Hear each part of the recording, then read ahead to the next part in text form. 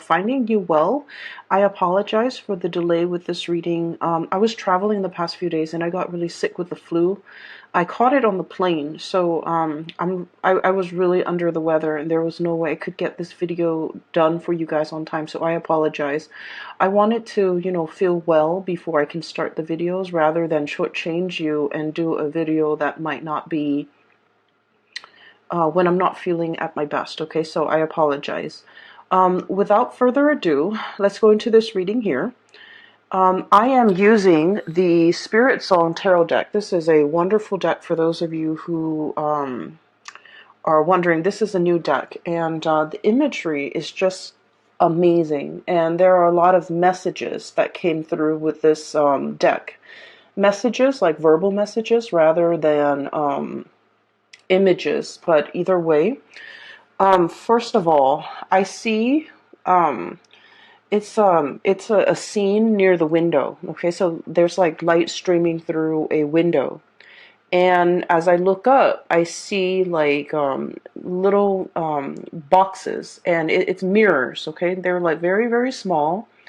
There are like 10, 15 of them, or a lot of them. They're kind of tied up with like fishing wire, which is a clear wire, right? It's very thin, it's very clear, it's translucent, and they're hung from the window. So these frames with mirrors on them, they're kind of spinning, okay? And the light is streaming through them and hitting them, and it's bouncing off the light.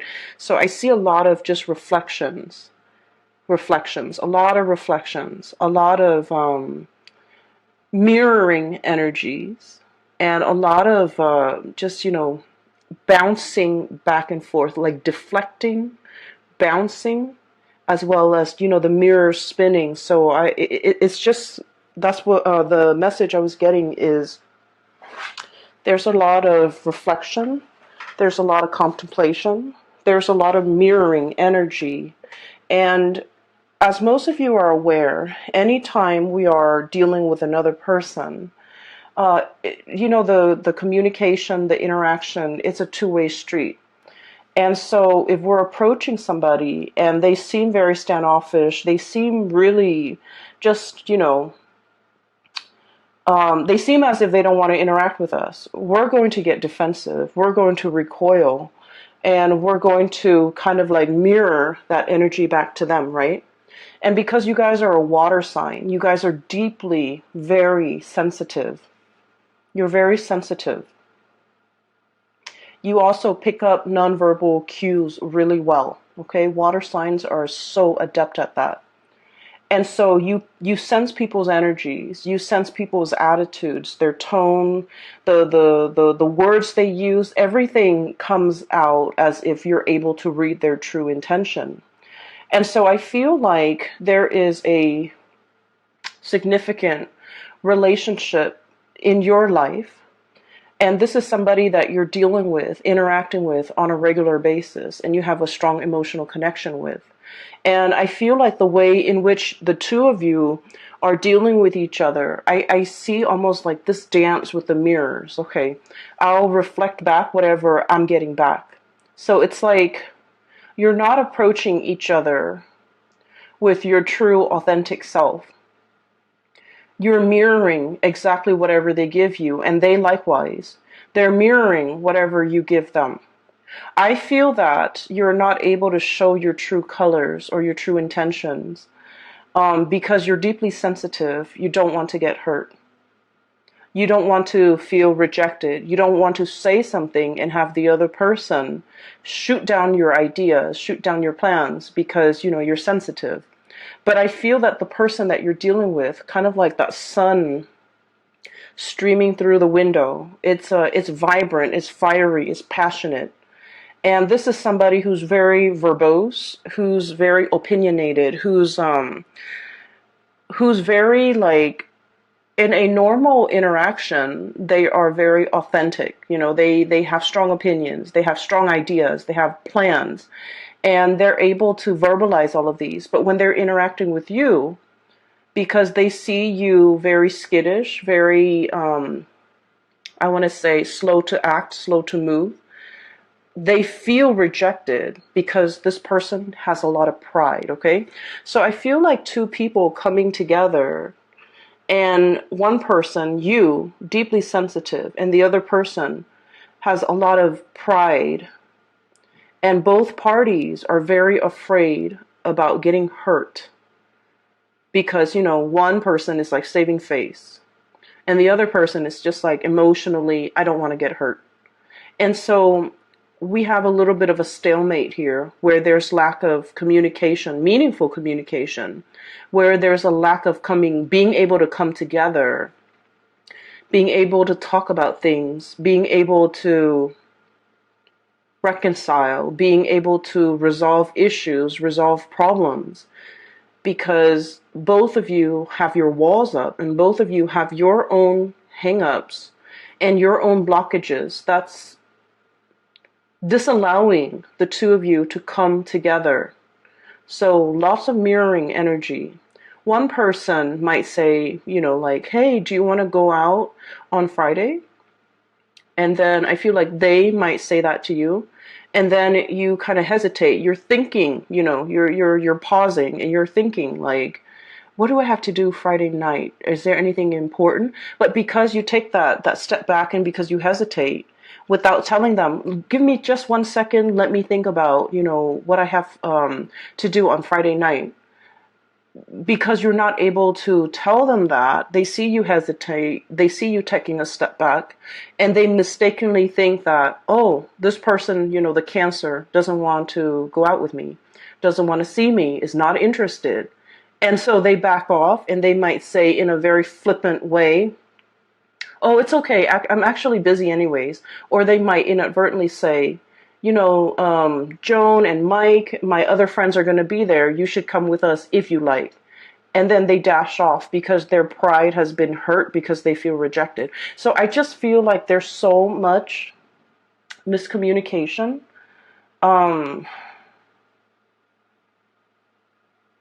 And we need to be very aware. And this is not on you because like the energy is mirroring, right? I don't feel this is entirely on you. But I just feel that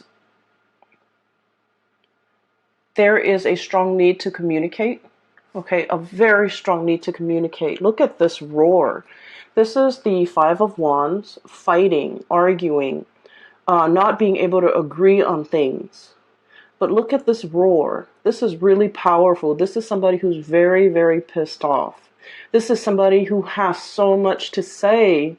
And yet, when you look at this card, you feel the frustration, right? You feel the anger. You feel the need to communicate. And yet, we're looking at it and we don't hear any noise, right? So this is what I mean. I just feel like there's so much that needs to be hashed out. There's so much that needs to be said. And look at this. One person is screaming and the other person is recoiling. The other one is conflict avoidant. The other one is like, you're being uncouth. You're being too melodramatic. You're being so like one person has so much they want to say and the other person I feel is being dismissive. And so this spread is ripe with miscommunication, misunderstanding,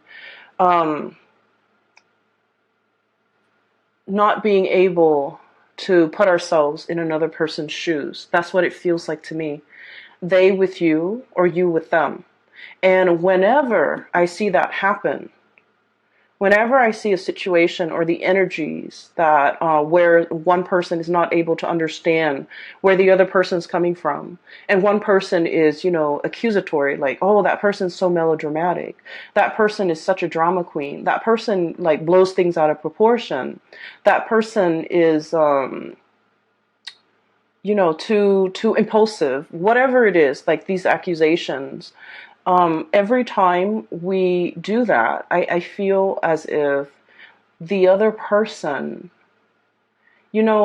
whenever anger or really strong emotions come out, it's rarely just about one thing, right? It's a series of things, of life experiences, a culmination of all the things that could go wrong. And it's kind of like, on that day, it's the perfect storm condition happens, and then that person just blows up. So it's just rarely one major factor, one major event. It's a series of things that contributed to this outpouring of really strong emotions. And we can't be dismissive. We have to, begin the process of learning to put ourselves in somebody else's shoes, little by little, day by day, to be able to understand how a series of events have shaped the person that they are, and what we can do in order, given their penchants for possibly blowing up, being very emotionally explosive, or being melodramatic, whatever we want to call it.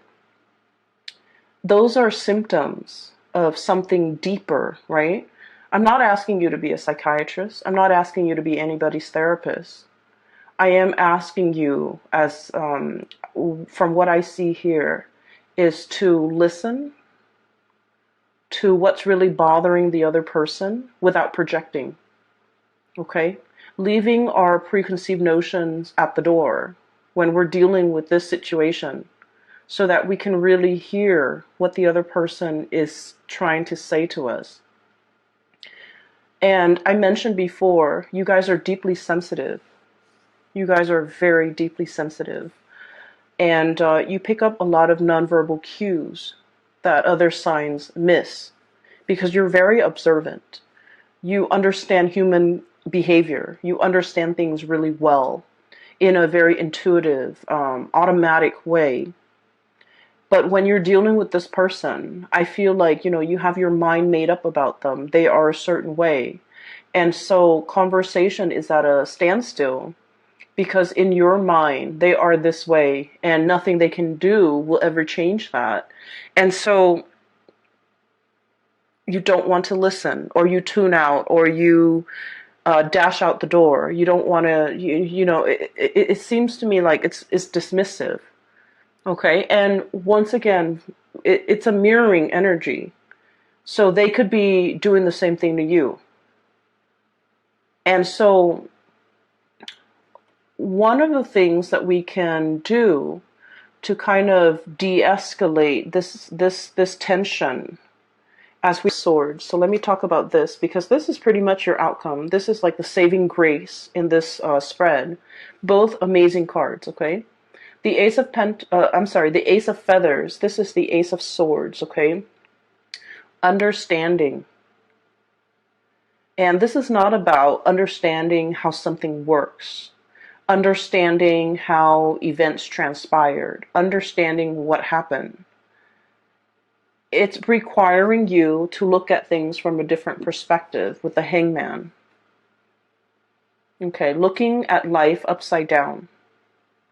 So one of the things that I was taught about my job, which my main job, was a lot of the times we are very quick, when someone gives us a piece of information, we're very quick about tearing it apart, dissecting it, and proving it wrong, right?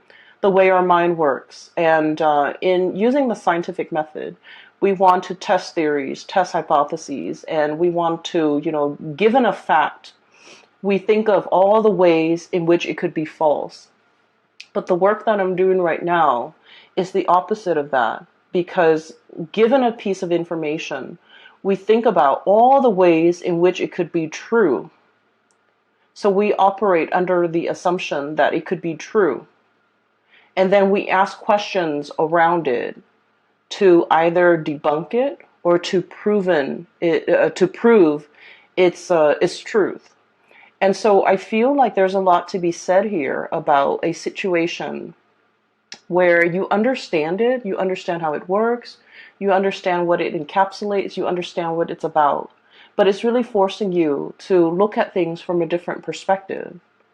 and really questioning, do you know all there is to know about the situation? Is there something that you're overlooking?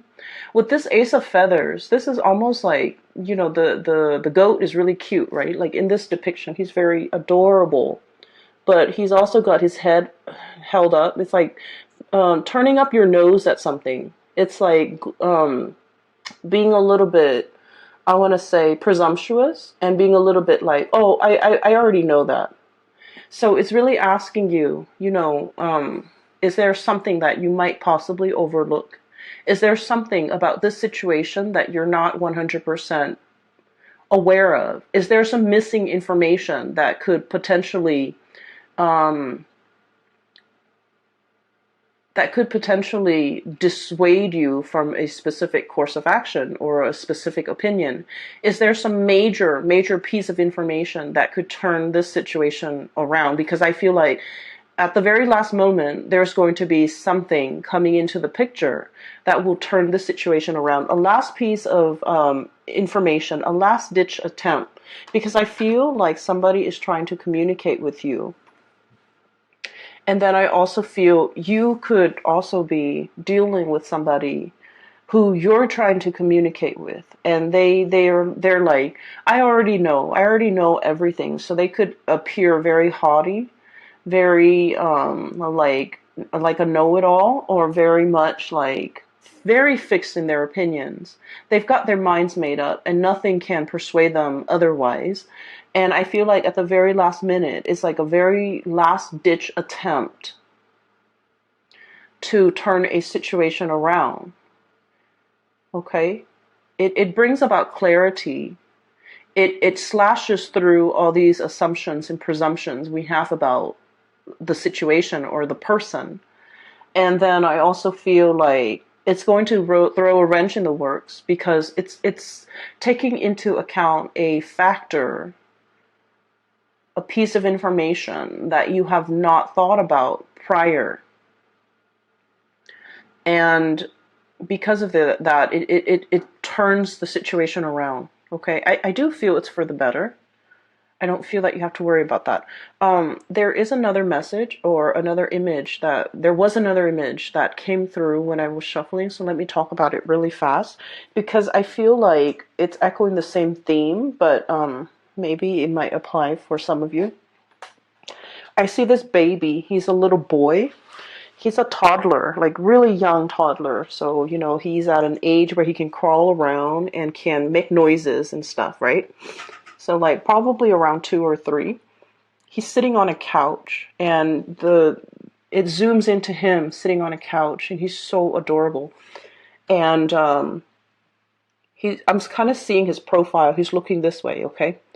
He's on the couch, and mom and dad are kind of walking past him, walking back and forth, possibly packing, maybe moving, renovating the house. Either way, they're very busy. They're walking back and forth. And he's looking at all this activity around the house. He's looking at mom and dad pacing back and forth. And he's confused. He's just like, why does it feel so tense in here? Why does it feel so busy? Why do they both seem so worried? So keep in mind, his whole world revolves around his mom and dad, okay? So babies are designed in such a way that, they recognize their caretakers. They recognize the person that will feed them, the person that will tuck them into bed, the person that will protect them from harm. So, it's an evolutionary development where in utero, they recognize their mother's voice, their father's voice, if the father's in the picture. And they recognize, for sheer survival instincts, they recognize faces of the people that will take care of them. And so he's looking at the faces of his parents, and I don't see their faces. I just see them kind of like walking back and forth near him. And they seem worried, they seem distressed. And he's just like, he feels anxious, but he's a baby. He doesn't know why. And then he's kind of scared a little bit. He feels uncomfortable. He feels scared. So he reaches his arms up. And when babies do that, it means they want comfort. They want to be held. They want to be close to you. They want to either soothe themselves or even sometimes soothe you. And mom and dad is just walking back and forth. They're too busy and wrapped up in their own things, and they don't notice that he's crying for attention. So he does that, and then he gets ignored, and then he, starts making noise with his mouth, and he gets ignored, and then he starts crying. But I don't hear any noise. I don't hear any sound. I don't hear the sound of the child crying. I just saw this scene where there's a situation that where somebody is like reaching out, trying to contact, trying to communicate. They might not have the vocabulary in which to communicate with you. And so the scene cuts out. So I feel as if it's asking you, is there somebody in your life that you're not giving enough attention to? And, God forbid, I don't think it's like a toddler, but I feel like it's somebody who is not able to communicate, who might not have the vocabulary, who might not have the linguistic skills, who might not be mentally aware of their needs and their wants. They just know that they feel uncomfortable. They just know that they want to break the silence. They just want attention. They just want you to focus on them. And you're very busy going about your day. And this is where I feel like, you feel like the other person might be a little bit melodramatic, but I feel like you're dealing with someone who's very deeply intuitive and very deeply sensitive as well.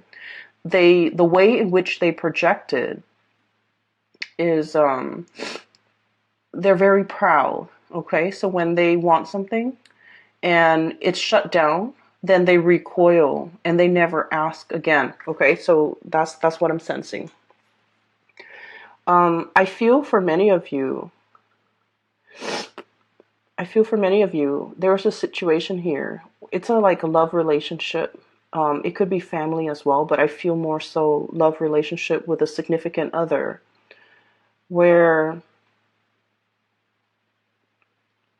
one person might want to be, intimate, and the other person's very busy.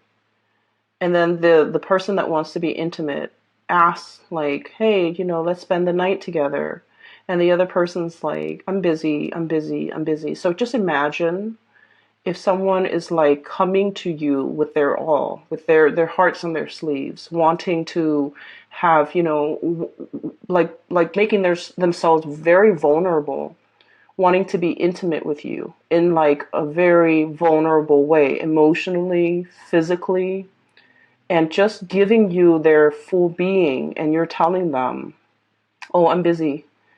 And you don't follow up with more explanations. You don't follow up with like a hug. You don't follow up with like a promise. Oh, we'll do this next time. It's very hurtful. So I feel like somebody might be dealing with this, and then it happens time and time again, and it's hurtful, and you become callous. You stop asking. You stop wanting to be intimate. You become resentful. You start wanting to get back at the other person. You start wanting to do things and say things and behave in a way so that the other person knows and sees and understands that, oh, I don't need you. Because that's what I'm feeling here. We have here the Four of Wands. This is a family situation, but what I'm seeing here is this is turning away. And then I have here the Empress. Very bashful. Bunnies are very skittish, okay? They're very shy innately and very warm and cuddly, but in this situation, it's like you come at somebody with your all, and without an explanation, it feels like somebody's rejecting another person. And then over time, so that same scenario, over time, the one person has been turned down many, many times. They become callous. They become resentful. And then when their partner is in a tough situation and their partner needs them, then they're just like, oh, you're being melodramatic. you should learn to take care of that yourself. So I feel here there's deeply entrenched resentment and deeply entrenched resentment that is coming to the light. And I feel that this conversation, there's going to be a communication breakthrough, thank God. Because everything is done so subversively and so like passive aggressively. It's really frustrating for me to see this and you know, and be in it. It feels so uncomfortable. So everything has been under the radar, has been done in a very passive aggressive manner, has been, you know, like, it's like fumbling around for your keys. You're frustrated. It's dark. You can't see what you're looking at. You're trying multiple sets of keys to get into your house so you can, you know, rest and recuperate. And you're fumbling and it's cold outside and it's like a combination of things and it just piles on and it's really uncomfortable. And I feel like it's so subversive, under the radar, looking on at a situation, wondering what the other person's up to, and yet not willing to communicate, like, what are you doing today? How was your day today? Just like silent treatment, I feel. Silent treatment, passive aggressiveness, silent treatment, everything is done under the radar. It is so uncomfortable for me to read this. I hope you guys are not dealing with this because as a water sign, I can't imagine this being a comfortable place for you to be in or a comfortable relationship for you to have to endure. You know, we don't have to endure relationships, but that's what it feels like here. And then I also feel like somebody is very prickly. Porcupine. Somebody's very prickly. Imagine slight. You could give them a compliment and they're defensive, you know, and they're just like, what do you mean by that? And even though you're giving them a compliment, a perfectly sincere compliment, so I feel like there's just so much room for misunderstandings here. And like I said, the saving grace is that there will be an uproar, there will be a communication breakthrough. And the moment when this happens, I just would urge you to let them talk, hear them out, let the stream of consciousness pour out. Because you're dealing with a situation where it's not just about one thing that you know created the misunderstanding. It's a series of things, layers upon layers of BS, you know, evasiveness, resentment, missed opportunities, just like layers and layers of it piled on. And they need to get that off their chest. They need to unload, and they want you to understand it's not just one thing, Cancers. It's a myriad of things. And I just feel like you're dealing with someone who is not sophisticated with the way in which they express themselves. Okay? So let's just say, let me explain what that means. I don't want cross watchers to get offended, but this is what I want to say, especially if you're a cross watcher and you're a fire sign. Lack of sophistication when it comes to communication. And this has nothing to do with the way in which you communicate, but it has something to do with the way in which you communicate with your Cancerian person. Does that make sense? So this is not about, you know, you being a bad communicator. This is just you communicating in a way so that the Cancer person can understand. So I'll give you an example. I'll use Cancer and Sagittarius because that's a really hot duel right now.